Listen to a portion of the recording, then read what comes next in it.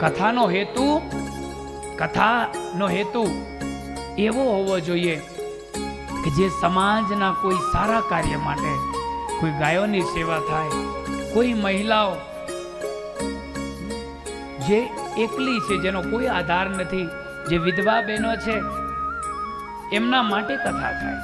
ઘણા લોકો તો કહે કે વિધવા બહેનોને ન બોલાવા, અપશુકન કહેવાય.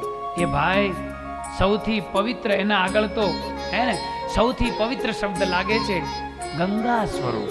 કયો સ્વરૂપ? ગંગા સ્વરૂપ. મારા ગુજરાતમાં તો મારી બહેનોને કોઈ વિધવા બહેનો ન કહે, ગંગા સ્વરૂપ.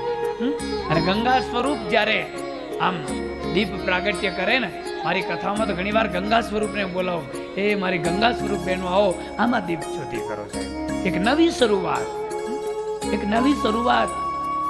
મારા વાલા, ભગવાનની કથા આપણને તારે છે.